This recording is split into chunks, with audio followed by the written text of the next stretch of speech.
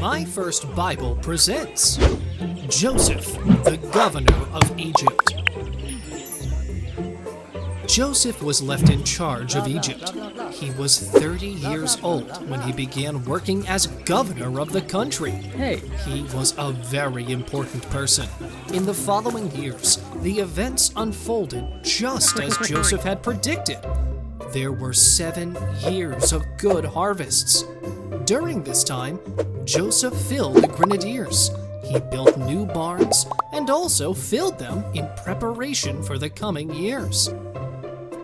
When the 7 years of abundance ended, the 7 years of hunger began and extended across all the countries. People came from all over seeking food. The Pharaoh ordered the people to go to Joseph and do what he tells them. Okay. At this time, Joseph opened the barns to sell food to the Egyptians and to the people who had come from other countries. Among the crowd, there was a group of people that Joseph knew. They were his brothers. They didn't recognize Joseph because he looked and acted like an Egyptian. Regardless, Joseph knew who they were, but he did not say that to them. "And you? Where do you come from?" He spoke to them rudely. "We come from Canaan to buy food," they answered and prostrated themselves before him. In that moment, Joseph remembered the dreams he had about them, and he said to them, "Surely you are spies and have come to investigate the areas of our country." No, sir, we are brothers," they said. "We were 12, but one died, and our youngest brother stayed with our father. And besides, we are honest people. We are not spies, my lord." "I don't believe you," insisted Joseph. "If you aren't spies, then prove it by returning to your home and bringing your youngest brother. In the meantime, one of you will stay here as a prisoner."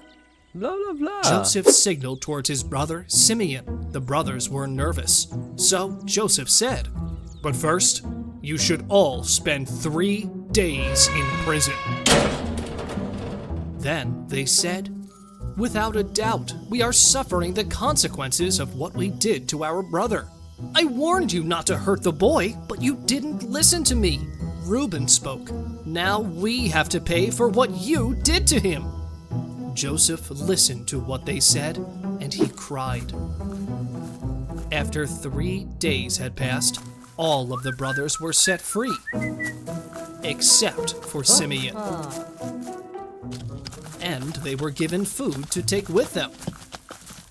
On the way, they realized that the money they had used to pay for the wheat had been returned to them. "Oh no," they lamented. "The Egyptian will think that we stole the wheat."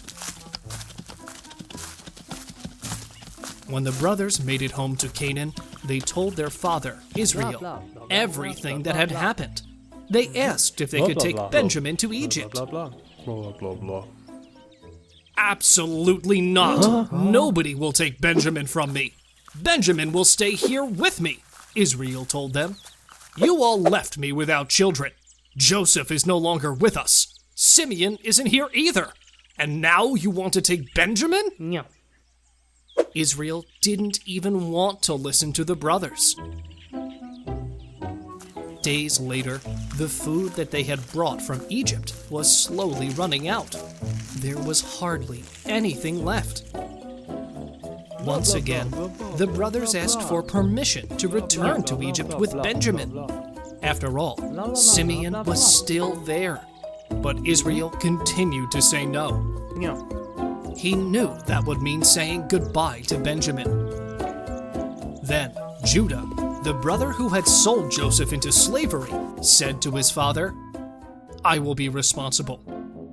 Let Benjamin come with us, and I will take care of him. If I don't return him to you safe and sound, I will be guilty in your eyes for the rest of my life." Finally, Israel had no other choice, so he said yes. "Just to be sure," said Israel, "take double the money. That way, you'll be able to pay the Egyptians for the previous load of wheat that you took. Bring him honey, perfumes, walnuts, and almonds as gifts. And so, they began their journey. As soon as the brothers arrived in Egypt, they went to see Joseph. He couldn't help but admire his brother Benjamin, who had grown into a handsome young man. "Come, you can all stay at my house, and we will eat together," said Joseph. Then Simeon was released from prison. Hello. When the brothers arrived at the house, they told the servant about the money they had found on them when they were on their way home. He told them, "It's okay, don't worry, don't be afraid." When Joseph entered his house, they gave him the gifts they had brought, and they prostrated themselves before him. And Joseph asked them, "How is your father that you had mentioned to me? Is he still alive?" "Our father is well, and he is still alive," they answered. Joseph looked at Benjamin once again and asked, "Is this the younger brother that I was told about?" "May God be with you, my son." Then he walked away. The brothers bowed to him, just as they had in the dream that he had had all those years ago. Moved by the presence of his brothers, he ran out of the room. When he was alone, he cried and cried uncontrollably. Afterwards, he dried his tears and returned to his brothers. There was a great party that lasted almost the entire night, but Joseph never told his brothers who he really was. Later on, Joseph secretly gave his slave an order. "Fill the men's bags with food, and put their money back in as well. Then put my silver cup in the youngest brother's bag." And the butler did as Joseph had ordered. The following morning, the brothers left for their home. They went happily. They had saved Simeon. They had bought food for their families, and they had dined with an important man. Best of all was that Benjamin was safe. Until suddenly, the guards and the servants came galloping to reach the brothers. "Get down from your camels and donkeys," they ordered. "What did we do wrong? This is how you treat the governor after all he's done for you? One of you stole our master's silver cup." "But why would we have stolen from him?" said the brothers. "If the silver cup is found in our possession, let the one who has it die, and the rest of us will be slaves." "Very well," responded the servant. "We will proceed as you wish, but only the man who has the cup in his possession will be a slave. The rest of you will be free of all charges." The guards checked the camels and donkeys one by one. The last one they checked was Benjamin's donkey. When they found it, the guard lifted the silver cup up in the air. The brothers complained, "Oh no, this is terrible! Benjamin, what did you do?"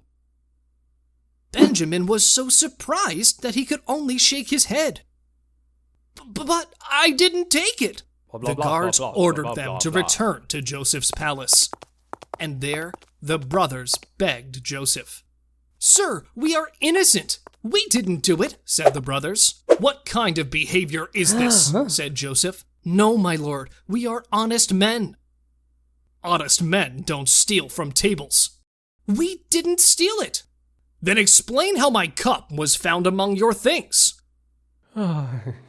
"We can't explain it, sir," Judah said. "Maybe God is punishing us for a sin we committed a long time ago. But we did not steal from you." "Very well. You can leave now, all of you, except Benjamin. He will stay and will be my slave." "No, my lord, I'm begging you, don't do it," begged Judah. "Our father will die from sadness if we don't bring Benjamin back. He already lost one son. He won't be able to handle losing another one. Please, I'm begging you to let me stay instead of him. I will be your servant. If Benjamin stays here, none of us will be able to face our father again." Joseph looked at Judah on his knees, and he realized that the brothers were no longer mean like they were before. Leave me alone with them. With tears in his eyes, Joseph said to them, "I am your brother." Eh? Brother? They couldn't believe it. They were so scared that they couldn't look or listen to him. "Open your eyes. I am Joseph, the one you sold to Egypt." When Joseph said this, the brothers were even more scared. "If you really are Joseph, then we'll all be killed for what we did to you." No, don't be scared, my brothers. Don't be mad at yourselves. God sent me here to ensure there would be enough food for our family. Don't you see? God made me a governor of Egypt. All of this was part of God's plan to take care of our family. Joseph reached his arms out towards Benjamin. He gave him a big hug, and they both began to cry. They were so happy to see each other again. Then he hugged all his brothers. "Now, return quickly to our father and tell him to bring the entire family. Tell him to come quickly, because now you'll all live in Egypt." God granted Joseph's wish. "You're alive." He saw his father again after so much time. In this way, the people of Israel stayed to live in Egypt.